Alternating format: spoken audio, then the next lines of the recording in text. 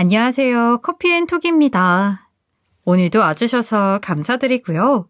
바로 사연 읽어보겠습니다. 안녕하세요. 저는 40대 중반의 초등학생 두 아이를 가진 엄마예요. 오늘 들려드릴 이야기는 소시오패스 형님에 대한 이야기입니다. 저에게 소시오패스는 미국 드라마나 수사물에서나 보던 것인데요. 그것이 어떤 것인지 제대로 알게 해준 사건이에요. 한참 지난 지금에 와서 떠올려도 온몸에 소름이 돋는 사건입니다. 사건은 저희 시아버지가 지병으로 돌아가신 뒤 시작되었어요. 시아버지는 당뇨 합병증으로 돌아가시고 나자 시어머니는 혼자 살기를 원하셨어요. 하지만 효자인 아주버님은 노모가 혼자 지내시는 것이 걱정되어 아주버님 집에서 시어머니를 모시겠다고 했어요. 아주버님은 상당한 엘리트로 IT 업체에서 임원으로 근무하고 계세요. 아주버님은 서울대를 졸업하고 경영과 기획의 길로 들어서서 재능을 보이셨어요. 결국 대기업의 상무까지 올라가셨죠.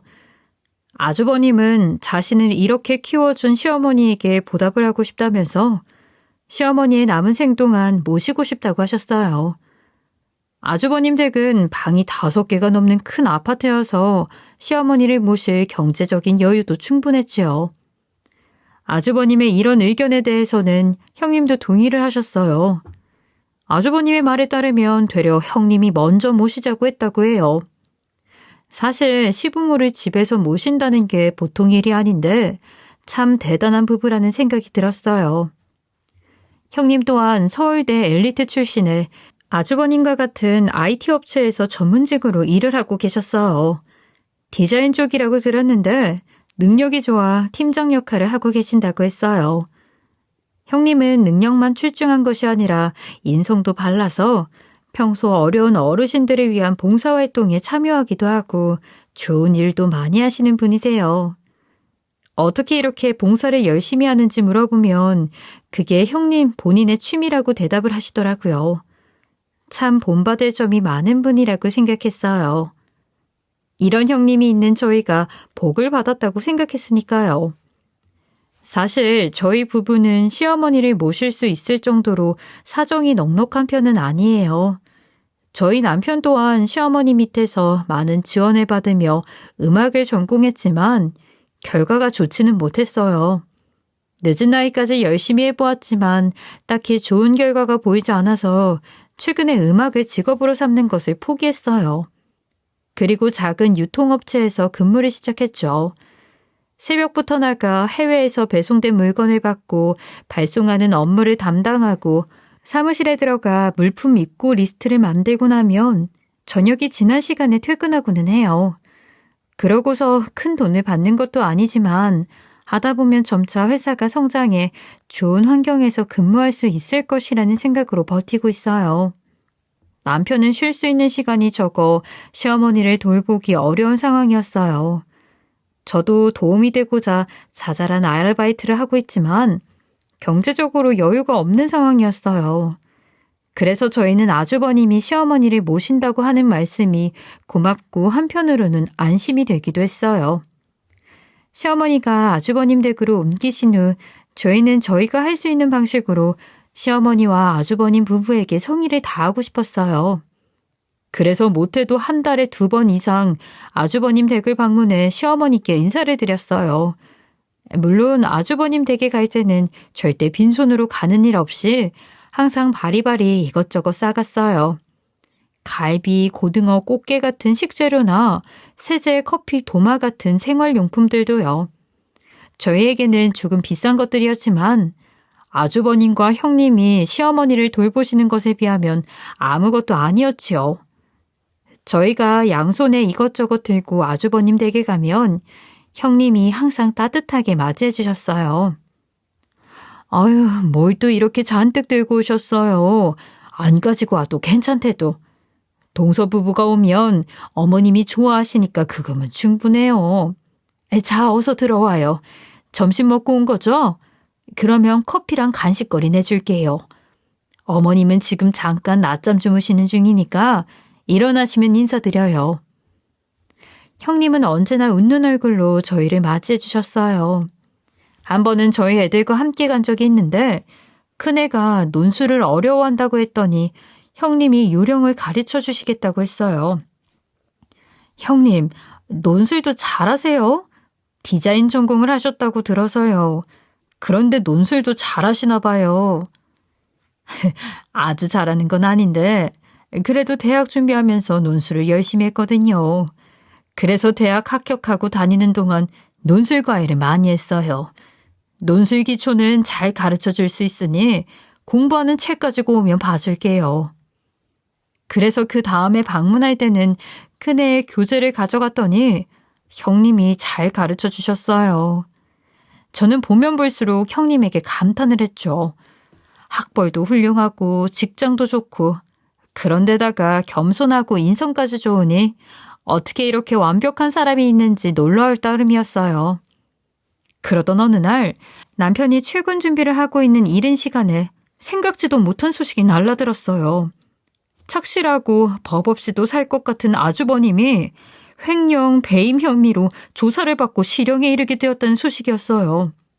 아침에 형님의 전화를 받고 알게 되었는데 아주버님이 횡령과 배임으로 조사를 받은 지 벌써 한 달이 지났다는 것이었어요. 정말 남편이 이럴 줄은 저도 몰랐어요. 정말 막막하고 앞으로 어떻게 해야 할지. 얼마 전에 결국 수감이 되었어요. 징역 기간은 1년 정도이긴 한데 어쩔 줄은 모르겠어요. 시어머니는 남편이 잡혀간 뒤부터 정신이 오락가락하세요. 치매인지 뭔지 자꾸 잡혀간 아들을 찾으시고 어제 있었던 일도 기억을 잘 못하세요. 이제 정말 어찌해야 할지. 어머, 형님, 이게 무슨 일이에요? 세상에. 그간 어떻게 버티셨어요? 저희한테 말씀을 하시지 그러셨어요. 죄송해요. 그런 일이 있는 줄도 모르고 저희가 갔을 때 이야기하기 어려워서 말씀을 안 하셨나 봐요. 형님, 저희가 도울 일은 없을까요? 무슨 일이든 말씀해 주세요. 아니에요. 지금 당장은 정신이 없어서 당장 어려운 일이 있는 것은 아니어서 지내다가 곧 다시 연락을 할게요. 고마워요. 일단 제 정신을 좀 추스를게요. 저희는 너무 놀랐지만 일단 생활을 해야 했기에 남편은 출근을 하고 저는 점심시간 아르바이트를 나갔어요. 그렇게 이틀 정도가 흘렀고 다시 한번 형님에게 전화가 왔어요. 저 직장에서 해고됐어요. 제 남편이 회사 돈을 횡령해서 해고되었다는 소식이 회사 게시판에 공지되었거든요. 그게 제 남편인 것을 모두가 알아서 제가 회사에 다니는 것을 다들 원하지 않는다고 해서요. 다니려면 다닐 수는 있는데 눈총 받으면서 회사 생활을 할 수 있겠어요? 엎친 데 덮친 격이네요. 형님, 어떡해요. 많이 힘드시죠? 상황이 힘들어 위로의 말씀을 드리는 것도 조심스럽네요. 저희가 도움이 되어야 하는데 도울 일이 있을까요, 형님? 통화로 도울 일이 있을지 여쭤보자 형님은 평소보다 날카로운 목소리로 저희 부부에게 이런 요청을 하셨어요. 서방님네 부부는 형편상 어머님을 모실 여유가 안 되니까 이제 저한테 매달 돈을 보내세요. 그러면 제가 시어머니를 잘 모실게요. 애 아빠가 옥살이를 하고 저도 회사를 관둔 바람에 제가 돈이 없잖아요. 형님의 말투가 평소랑은 다르고 차갑고 공격적이어서 내심 놀랐지만 형님의 상황을 생각하면 그럴 수 있다고 생각을 했어요. 그래서 남편도 당연히 형님 말씀대로 하겠다며 걱정 마시라고 형님을 안심시켜 드렸어요. 그 후 저희 부부는 매달 형님에게 시어머니 부양비를 보내게 되었어요. 부담이 되지 않는다고 하면 거짓말이었지만 아주버님과 형님의 상황이 딱하기도 했고 저희가 할 도리라는 생각이 들어 매달 적지 않은 돈을 보내드렸어요. 그런데 최근 들어 형님이 연락도 뜸해지고 이따금 찾아간다고 연락드릴 때면 다음에 오라고 하거나 굳이 안 와도 된다는 말씀을 하셨어요. 전이랑은 달라진 듯한 태도의 느낌이 이상했지만 상황이 힘들어 그러신가 보다 했죠. 또 한 가지, 아주버님께 면회 요청을 드렸지만 계속 거절을 하시는 것도 조금 이상했어요. 면회 요청이 여러 번 거절되자 아주버님이 본인의 처지를 우리에게 보이기 싫어 그러신가 보다 싶어 저희도 더 이상 면회 요청은 하지 않았어요. 그렇게 시간이 흐른 어느 날 그래도 시어머니를 찾아뵈어야겠다 싶어 저희는 형님 댁에 갈 채비를 했어요. 형님께 전화를 드리면 매번 볼 일이 있으니 다음에 오라고 하셔서 이날은 문자로 방문하겠다는 말씀만 드리고 바로 찾아갔지요. 평소라면 형님께 연락을 드려 시간을 맞추고 갔겠지만 계속 저희의 방문을 거절하는 듯한 형님의 태도가 이상했고 어쩐지 꼭 한번 방문을 해봐야겠다는 생각이 들었거든요. 그래서 저희는 간만에 아주버님 댁에 도착했어요. 띵동 벨을 누르자 누구세요 하는 형님의 목소리가 들렸어요.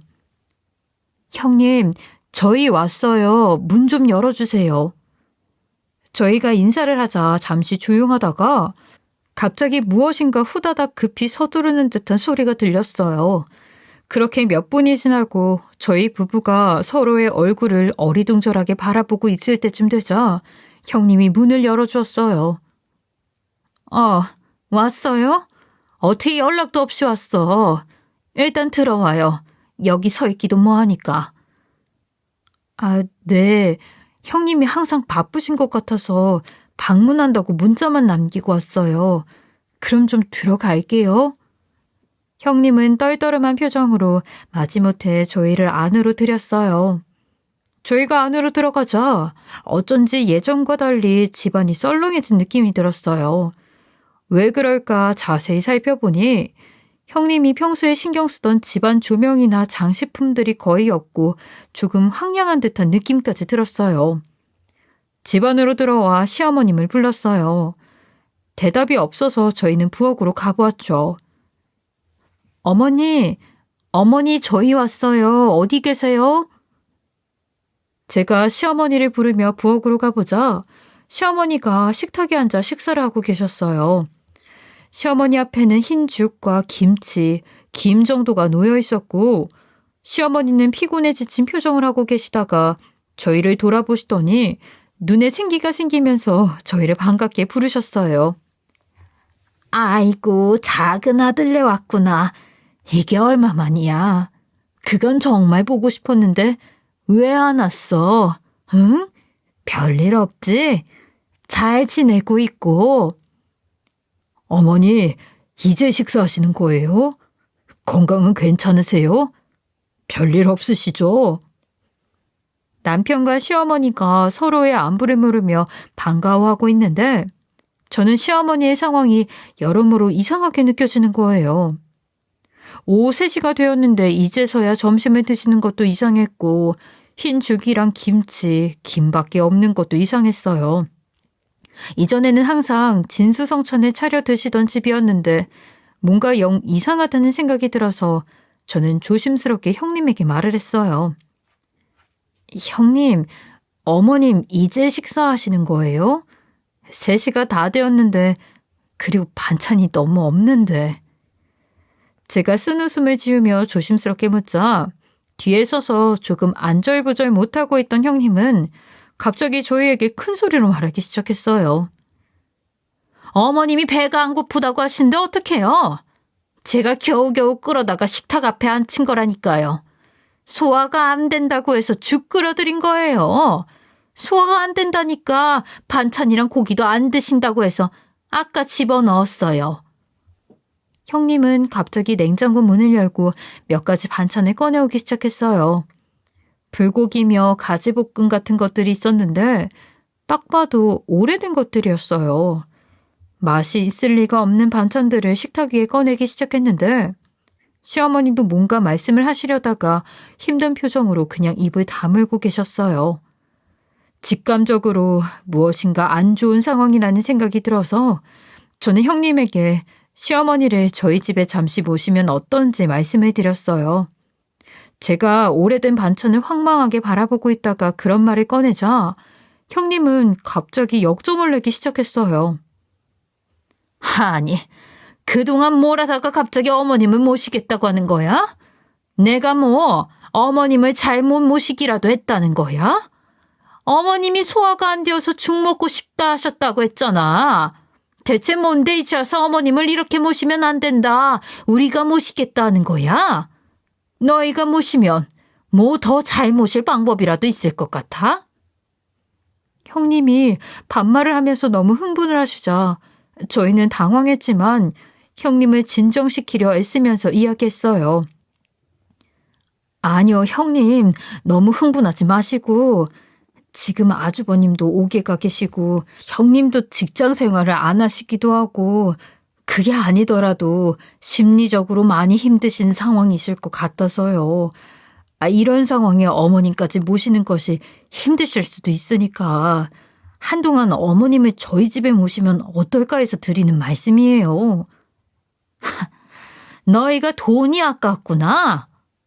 네? 무슨 말씀이세요? 지금 매달 보내는 어머님 부양비가 아깝다고 이러는 거 아니야. 너희가 모시면 돈이 덜 들 줄 알아? 그리고 내가 그동안 그렇게 못했니? 뭔데 이제 와서 나한테 이래라 저래라야? 내가 지금 당장 회사 안 다니니까 무시해도 되는 것 같니? 너희 생각 바로 해. 나 서울대 나온 사람이야. 내가 자꾸 대꾸해주니까 너희랑 동급인 줄 알아? 까불지 마. 저희는 깜짝 놀라 어떻게 대꾸해야 할지 몰랐어요. 처음 보는 형님의 모습에 정말 너무나 놀랐거든요. 저희는 어안이 벙벙해 아무 말도 못하다가 형님에게 떠밀리듯 집 밖으로 쫓겨났어요. 내가 알아서 어머님 잘 모실 테니 걱정하지 말고 그만 가. 와서 이러는 게 더 민폐야? 너희 없어도 나 혼자 알아서 잘 알고 있으니 너희는 제때 돈이나 보내. 제대로 하는 것도 많잖으면서 감히 날 평가하려고 들어? 됐으니까 빨리 가. 저희는 당황한 채 그날은 집으로 돌아올 수밖에 없었어요. 그 후로도 계속 형님께 연락을 드렸지만 저희가 시어머니를 직접 찾아뵙고 이야기 나누고 싶다고 하거나 시어머니를 모시겠다는 이야기를 할 때마다 형님은 소리를 바락바락 질렀어요. 적당히 하라고 했지? 왜 이렇게 참견이야? 내가 뭘 못할 줄 아나 본데? 나 서울대 나온 사람이야. 너희보다 잘하면 잘했지 못하지 않아. 자꾸 쓸데없는 소리에서 신경 거슬리게 하지 마. 너무나도 변해버린 형님의 모습에 저희는 시어머니를 모시고 싶어도 모실 수가 없었어요. 형님은 매번 아주버님이 출소할 때까지 자신이 직접 시어머니를 모시겠다며 박박 우겼어요. 저희는 매달 시어머니 부양비를 포함한 형님의 한 달 생활비를 보내고 있었는데 그것이 시어머니를 챙기는 데 쓰이고 있는지도 의문이었어요. 저번에 본 모습으로 봐서는 아닌 것 같았거든요. 저희는 이러지도 저러지도 못한 채 걱정 속에 형님과 시어머니를 뒷바라지하는 수밖에 없었어요. 그러던 어느 날 결국 두 얼굴의 형님이 일을 냈어요. 새벽에 누군가 문을 두드리며 소리를 치는 통에 저와 남편은 놀라 잠에서 깨어났어요. 무슨 일인가 싶어 놀란 우리 가족들을 뒤에 두고 남편은 본인이 나가보겠다면서 현관문을 열고 밖으로 나갔어요. 그런데 맙소사, 이미 겨울에 들어선 그 추운 날에 시어머니가 반팔에 반바지, 슬리퍼를 신고 저희 집 현관문 앞에 쭈그려 앉아있는 것이 아니겠어요? 딱 보니 다른 얼굴의 형님이 시어머니를 저희 집 앞에 두고 간 것이 분명했어요. 아무리 시어머니를 돌보는 것이 힘들어도 그렇지 정신도 온전하지 못한 노인을 한겨울에 이런 차림으로 저희는 너무너무 화가 나 일단 급하게 시어머니를 집으로 모신 뒤 당장 형님에게 전화를 걸었어요. 그런데 형님이 전화를 받지 않는 것 아니겠어요? 몇 번을 해도 받지 않다가 어느 순간부터는 통화음이 몇 번 울리기도 전에 전화가 끊겼어요. 아무래도 저희 번호를 차단한 것 같았어요. 너무나 황당했지만 먼저 시어머니가 걱정되었기 때문에 따뜻한 물에 목욕하시도록 하고 먹을 것을 차려드리고 잠자리에 모셔드렸어요. 시어머니가 잠에 드신 뒤 남편과 저는 화가 부글부글 난 상태로 이야기를 나눴어요. 그래도 그간 형님이 노력해 오신 것이 있어 참고 있었는데 이건 도가 지나쳤다고 말이죠. 더 이상 형님의 일방적이고 멋대로인 행동을 참을 수 없으니 시어머니를 저희 집에 모시자고 이야기했어요. 오늘의 모습을 보니 시어머니가 어떤 일을 당하셨을지, 얼마나 눈치를 보고 사셨을지 상상이 되어서 남편은 눈물을 글썽거렸어요. 우리 부부는 시어머니를 모시기로 결심하고 당장 다음 날 아주버님 댁에 가서 시어머니의 짐을 찾아오기로 했어요. 다음 날 저와 남편은 아주버님 댁으로 향했죠. 아주버님 댁에 도착해 벨을 눌렀어요. 형님이 나오면 얼굴을 붉히게 될 것 같았지만 정말이지 꼭 한 소리 해줘야겠다고 생각을 하고 있었어요. 하지만 문을 열어준 것은 형님이 아니었어요. 형님은커녕 처음 보는 사람이 문을 열어주는 것이 아니겠어요? 남편과 저는 당황해 누구인지 물어보았어요. 그러자 문을 열어준 사람도 당혹스러운 표정으로 이야기를 했어요. 아이, 어떤 분을 찾아오셨는지는 모르겠지만 저는 저번 주에 이 집으로 이사를 왔어요. 아무래도 찾으시는 분이 이전에 살던 분 같은데요. 앞불싸 망치로 머리를 얻어맞은 기분이었어요. 형님은 시어머니를 버리고 간 것도 모자라 얘기도 없이 이사까지 가버린 것이었어요. 이렇게 자신밖에 모르고 폐륜적인 사람을 훌륭하다며 존경했다니. 뒤통수를 맞은 듯한 충격도 잠시, 또다시 뒷목이 뻐근할 정도의 화가 올라오기 시작했어요. 집으로 돌아온 저는 며칠 동안 형님을 수소문하기 시작했어요. 평소 형님의 교우 관계를 잘 알고 있지는 못했던 터라 형님이 활동하던 동네 테니스 클럽이나 자주 가던 카페 등 이곳저곳에 형님의 소재나 연락처를 물어봤어요. 그러다가 평소 형님과 가깝게 지내던 한 엄마를 알게 되었고 마지막에 연락이 왔을 때 연락처를 받을 수 있었어요. 그 연락처로 연락을 해보니 형님이 전화를 받았어요. 형님 목소리가 들리자 기가 찼지만 할 말은 해야겠다는 생각이 들었어요. 형님, 저예요. 저 동서예요. 지금 이게 뭐 하는 거예요? 그 추운 겨울에 시어머니를 저희 집 앞에 버려두고 말도 없이 이사를 가면 다 끝나는 줄 아신 거예요? 어린애도 아니고 그렇게 책임감이 없으세요? 해도 너무하시잖아요. 힘들면 저희한테 이야기를 하면 되는데 나이 많은 시어머니를 그렇게 괴롭히는 게 어딨어요? 흥분한 제가 할 말을 다 내뱉고 나자 형님이 뒤이어 화를 마구 내는 것이었어요. 그런데 전보다 한층 이해할 수 없는 말들을 내뱉는 것이었어요. 이제는 형님이 정신적으로 문제가 있다는 생각만이 들 정도였어요. 감히 네가 서울대 출신이 나한테 소리를 질러? 네가 뭔데 나같이 급이 다른 사람한테 제정신도 아닌 놓친데 뒤치다꺼리를 하라는 거야? 몇 번이나 말해주지 않았어? 너랑 나랑은 급이 달라. 다 죽어가는 노인네 뒤치다꺼리는 너가 해. 미치지 않고서야 네가 이딴 전화를 할 수가 없지. 그렇게 제가 전화를 통해 형님과 소리를 지르며 싸우는데 거실에 나와 계시던 시어머니가 귀를 막고 작은 목소리로 그만하라고 애원하는 것이 아니겠어요? 아가, 그만해.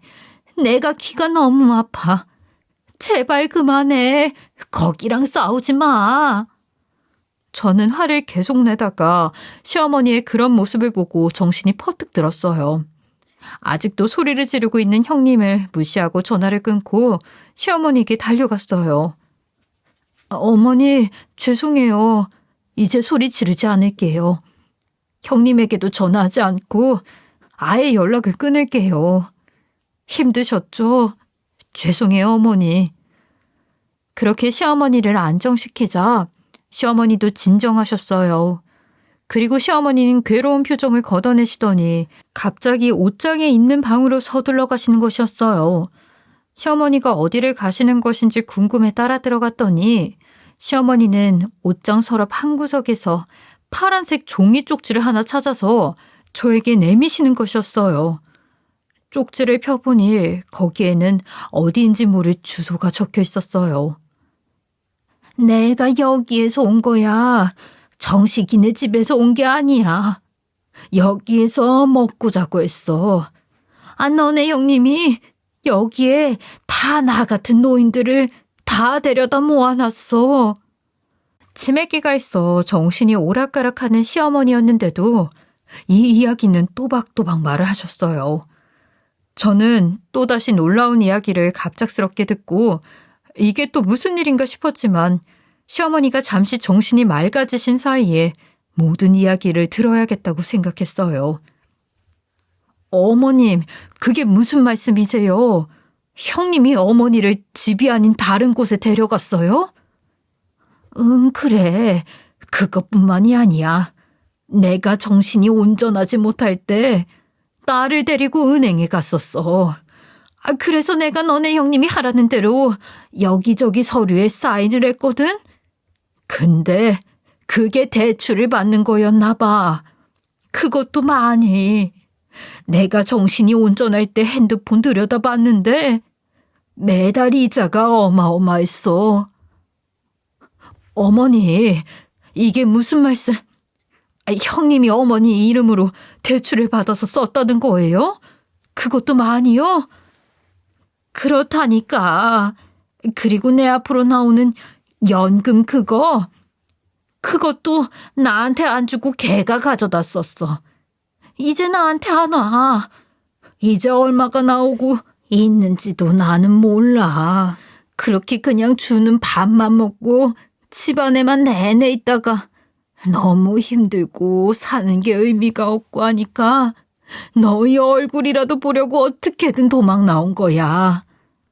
저는 아무 말도 할 수가 없었어요. 상상도 하지 못한 상황인 것을 넘어서 시어머니가 당한 일에 목이 메어 말이 나오지 않았어요. 눈물이 나왔지만 시어머니에게 사건의 전말을 다 들어두려고 계속해서 여쭤봤어요. 시어머니도 할 수 있는 한 기억하는 일들은 모두 이야기해 주셨는데 할 말이 없을 정도로 기가 찬 범죄 행위를 형님이 자행하고 있었어요. 시어머니의 말에 의하면 어느 날 형님은 시어머니에게 통장 관리를 해주겠다며 통장과 비밀번호를 물어보았다고 해요. 시어머니는 정신이 온전치 않으니 형님이 관리해주는 것이 나을 것이라 생각하고 형님에게 통장과 비밀번호를 가르쳐 주었고요. 하지만 그 뒤에 시어머니가 돈을 인출하려고 한 적이 있는데 인출할 수가 없어 비밀번호가 바뀌었다는 것을 알게 되었다고 합니다.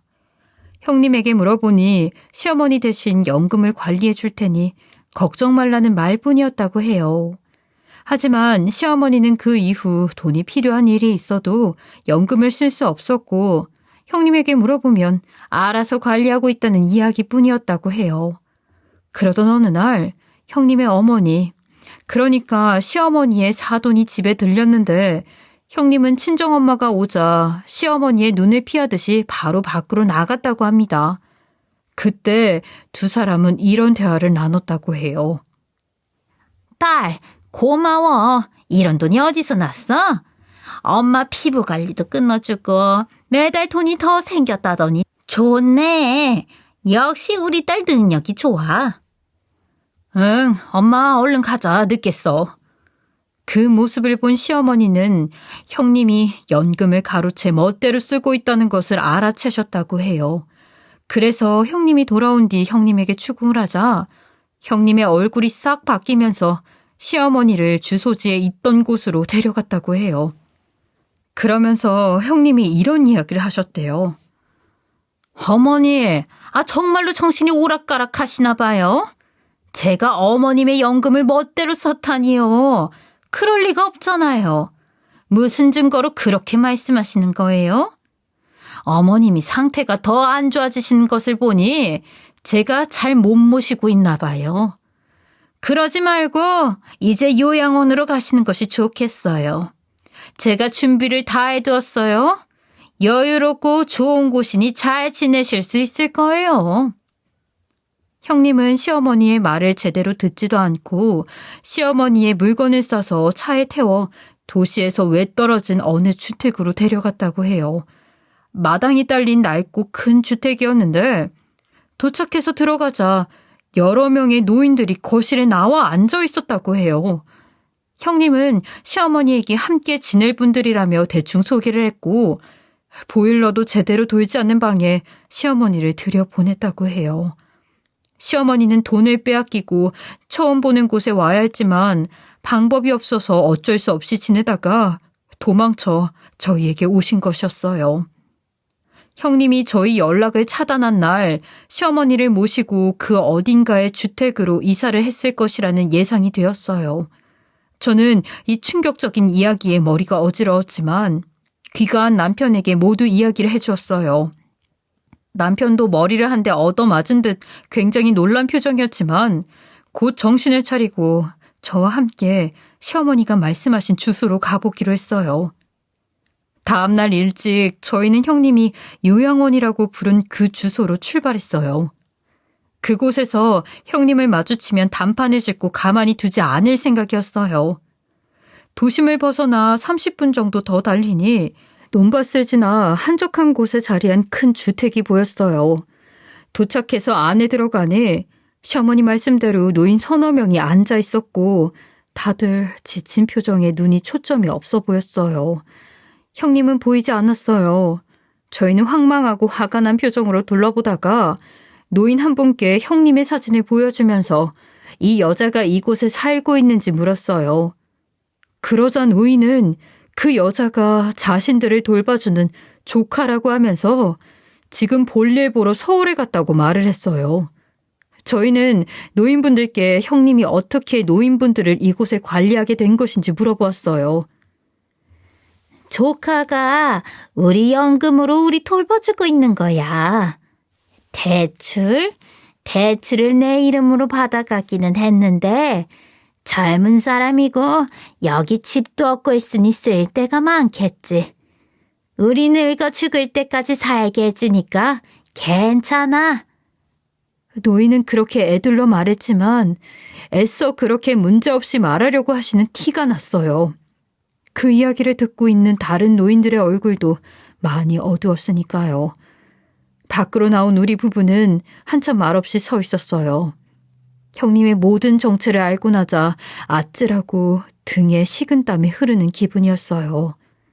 형님은 완전히 범죄를 저지르고 있었어요. 저희 부부는 이 상황을 형님이 눈치채기 전에 끝내야 한다고 생각했어요. 눈치를 채면 또 이사를 갈지도 모르니까요. 저희는 즉시 경찰에 연락을 했고 오후부터 집 근처에서 경찰과 함께 잠복을 했어요. 형님이 돌아올 때까지 기다렸다가 덮칠 계획이었어요. 한참을 기다리다 늦은 시간 형님이 친정엄마와 함께 돌아오는 것이 보였어요. 외제차에서 내려 손에 쇼핑백을 들고 둘이 즐겁게 이야기하며 집으로 들어가는 것이 아니겠어요? 저희는 그 모습을 보며 치를 떨었어요. 경찰과 함께 집 문을 두드리자 형님이 의아한 얼굴로 문을 열었다가 저희들을 보셨어요. 그러자 상황을 파악하고 깜짝 놀라며 대뜸 또 화를 내기 시작했어요. 아니 뭐야, 응? 어디라고 마음대로 들어와? 그것도 경찰을 데리고. 한낱 버러지 같은 것들이 시어머니 모시라고 나한테 떠넘기더니 지금 뭐 하는 거야? 당장 나가지 못해?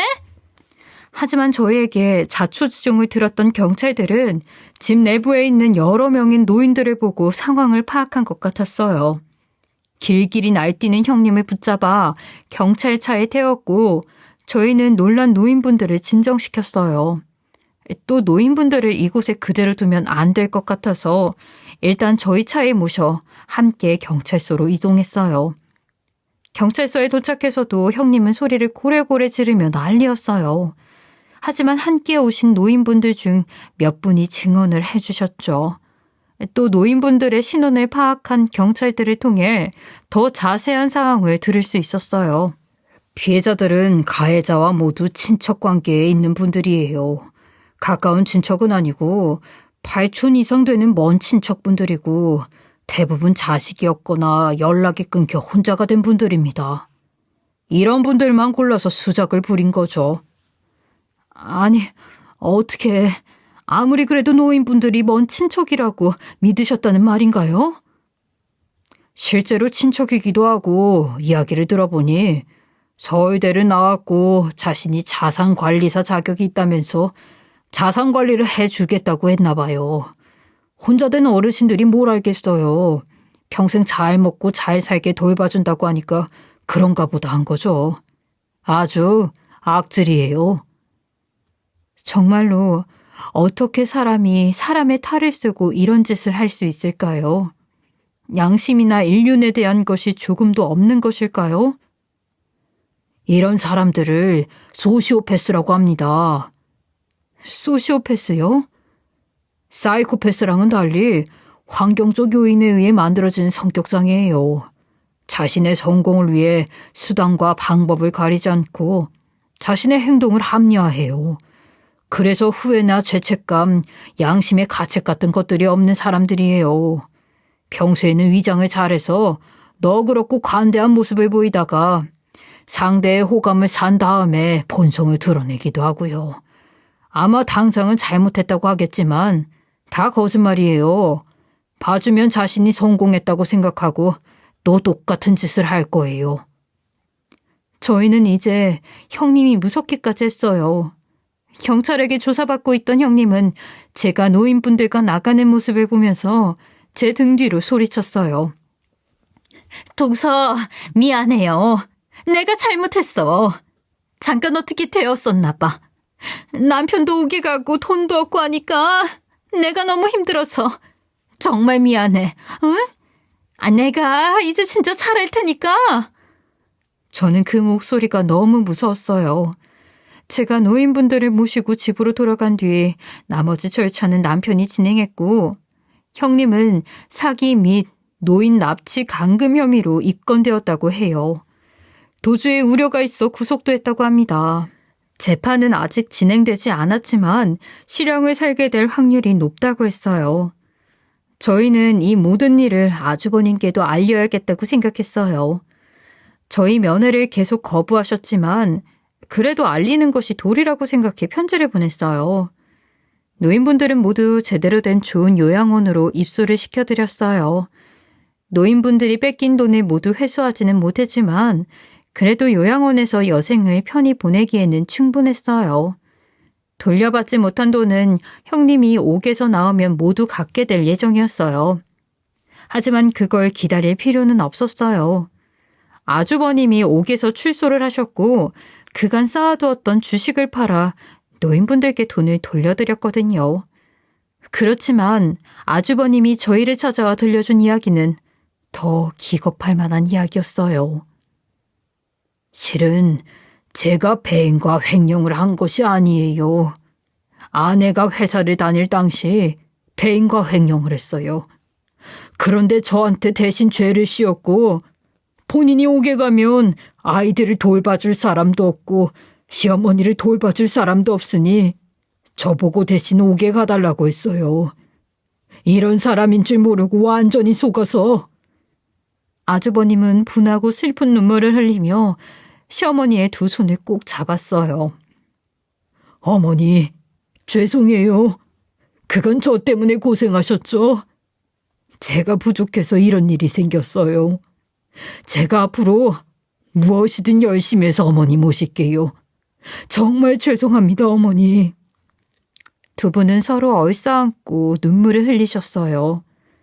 그 후 아주버님은 즉시 형님과 이혼을 진행하셨어요. 이미 옥살이를 시작한 형님과의 이혼은 금방 진행이 되었어요. 그 잘난 형님은 실형의 빚쟁이가 되었고 이혼까지 당하게 된 거죠. 형님이 저지른 죄질이 워낙 나빠 그 정도는 달게 받을만 하다고 생각이 되었어요. 저희는 이제 형님을 만날 일이 없을 것 같아요. 저는 세상에 그런 사람도 있을 수 있다는 것에 정말 놀라게 된 경험을 했어요. 그리고 지금은 저희가 시어머니를 모시고 잘 지내고 있답니다. 아직까지도 시어머니가 그 지옥 같은 주택에서 도망쳐 나와 저희 집에 온 건 미스터리로 남아 있어요. 시어머니가 잠시 정신이 멀쩡할 때마다 묻곤 하는데 저희 집 주소를 대고 무작정 사람들에게 물어물어 온 기억밖에는 잘 나지 않는다고 해요.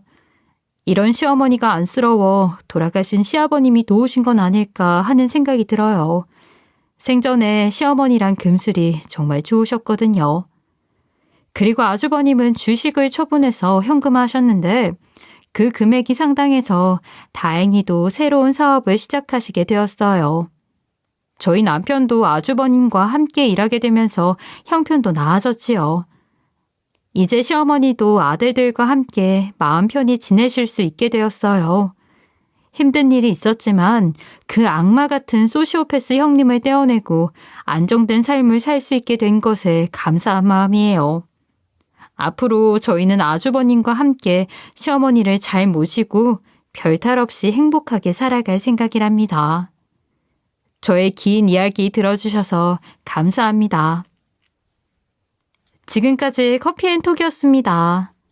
오늘도 끝까지 함께 해주셔서 감사하고요. 다음 영상으로 또 찾아뵙겠습니다.